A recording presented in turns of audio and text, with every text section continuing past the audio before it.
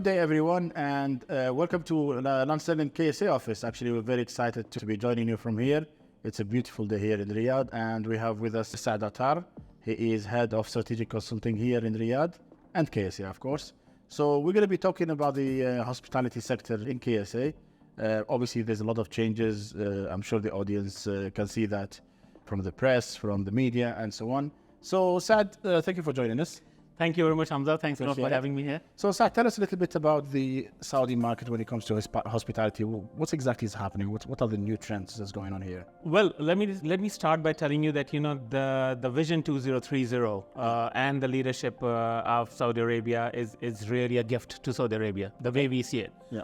The reason being is that there is a lot of development and lots of happening going on at this point in time. Okay. And it is really the right time for hospitality to come into play, because hospitality generally plays the back office role, as I see it in most of the cases, because even if the investors want to come in, the first point they touch is the hospitality. Even if the tourists are coming, hospitality is the first point they touch. So that's way that is the way the hospitality is really booming, and it's really exciting times for all of us. Amazing. It comes to no surprise. We've seen the recent cityscape and the different launches of major projects, and there's a lot of coastal projects which are very prominent and very promising. Yes, of course. I can definitely see Saudi Arabia's hospitality sector is going to become one very attractive market for the region. No doubt. And for sure is going to be attractive to people like us who live in the UAE as well. We're going to be spending time at the Red Sea. Of course. So my question here is, what is the government doing in order to promote tourism? Well, see, first of all, the Vision 2030, like I mentioned, it actually includes tourism as one of the main elements to be added on. So now Saudi Arabia has actually opened up. Since 2019, they have actually opened up to the public. There are like 49 countries who are actually coming in without any visa restriction. Amazing. So that's electronic visa which is coming in. So the way Saudi government can do is they can always get the supply in, right? And the demand be created. Okay. So the supply of customers and the tourists and the investors is allowed by Saudi government. So Saudi government is doing as is required, in fact, much more than what is required. And right now the situation is that the demand of the hospitality, the rooms is actually surpassing the supply. Okay. So that way, and at the same time, TDF is doing a lot of hard work. TDF, the Tourism Development Fund, Yeah.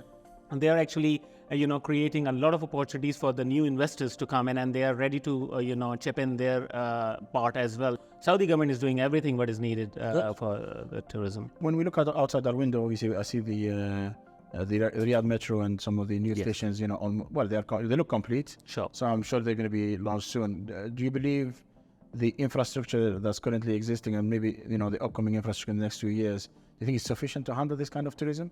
Saudi government has really taken a very encouraging step in a way that they have actually launched to try and complete 6 lines in one go of Saudi Metro.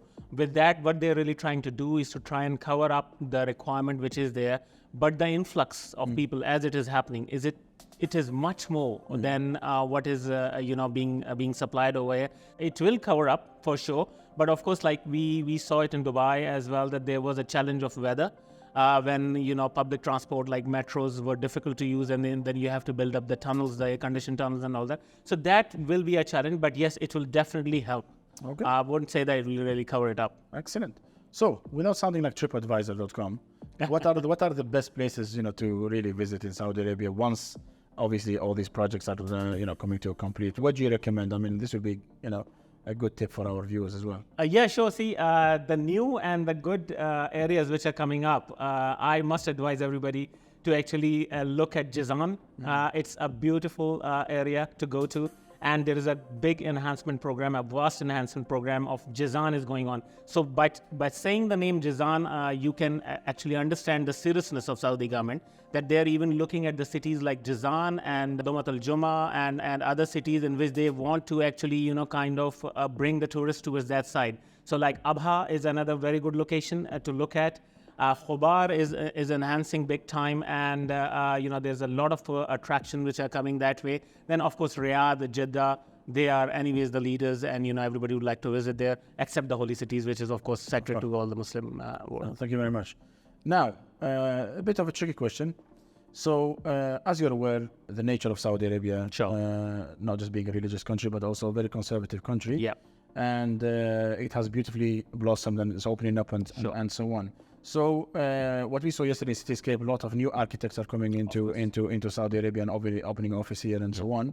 And I believe that was the vision also of Emir Mohammed bin Salman when he said many new architects need to open their head office here. Yes. What is your tip to the architects here when they're looking at to design projects for hospitality purposes? Sure. Looking at the design needs to be obviously cultural, at the same time modern. What is your tip for that? Well, see, first of all, let me tell you that that there is a huge shift to the Saudi government policy when it comes to the external or the outsiders doing business over here. They have opened up the investment visa as well. The tourist visa is now open. You can freely travel to any of the cities you want to, which was not earlier there. Which means that they have actually, kind of made Saudi Arabia as a global village now. Now, what we really have to see is that the Saudi government has passed on their, respect to the visitors or the new businessmen. Good. At the same time, what is really needed from our architects, our developers, our hospitality operators, that they should retrospectively give the respect back to Saudi government as well as to the people. And of course, in any country wherever you operate, you actually have to take care of their culture, you have to take care of their religion, and you have to take care of the values they have. Having said that, if the retrospective nature of investors or the businessmen or the architects, like you said, is there, then of course there wouldn't be a problem. Saudi Arabia has got, a very rich culture, a very rich history of designs and architecture. Even, the European countries actually adopt that. So with that, I don't see any problem, adopting the style which is required over here. King Salman district is one of the main districts which are coming up with the architectural samples. Good. For the architects. So, there's a lot to learn and there's excitement going on.